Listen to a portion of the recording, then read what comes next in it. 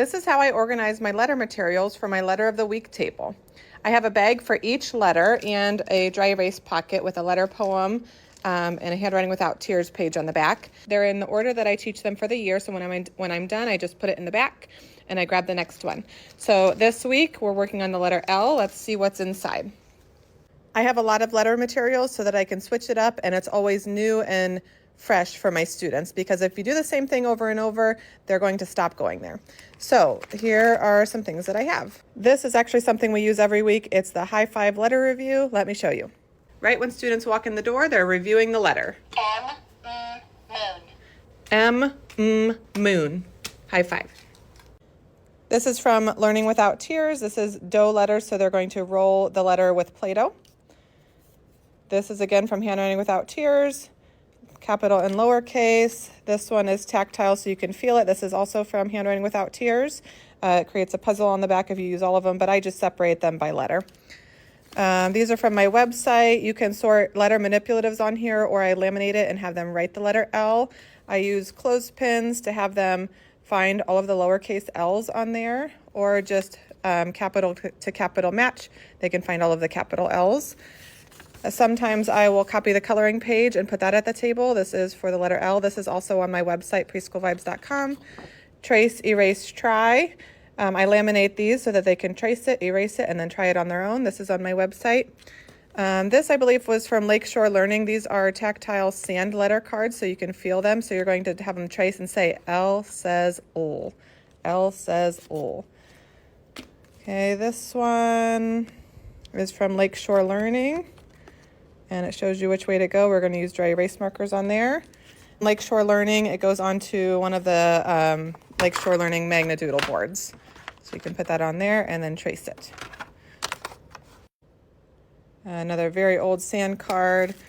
This is my tactile letter card, so I put Elmer's glue on there and let it dry, and then it has a bumpy surface to trace. L says ol. That's on my website.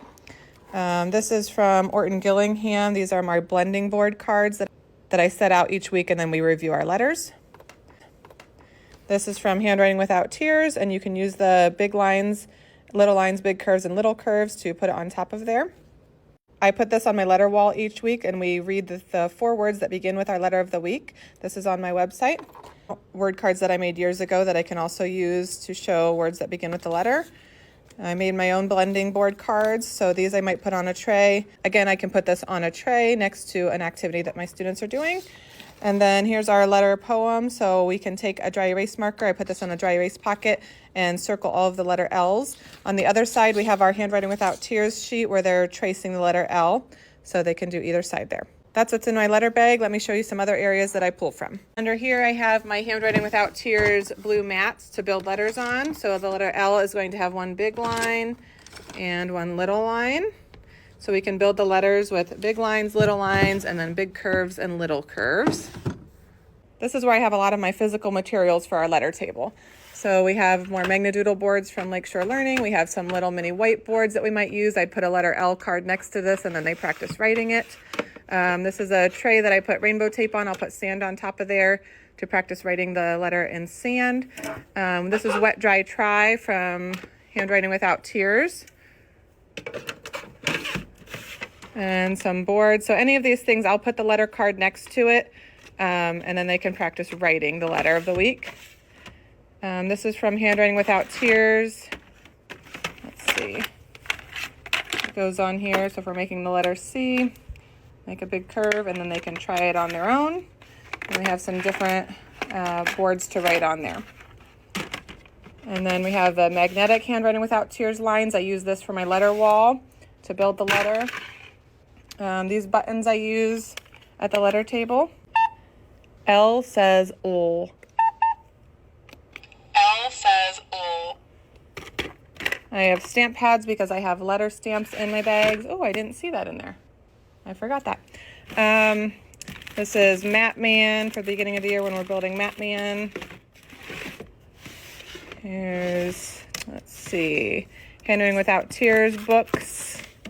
Handwriting Without Tears little chalk, little crayons, and little pencils to make sure they're using the right grip. This is what we put the Play-Doh card into from Handwriting Without Tears. And then I'll show you where my sand is. Over here I have materials that we're writing in, so I have, I might put these on my tray. I have rice, sand, sprinkles, little mini beads, sugar, not sugar, maybe that's salt.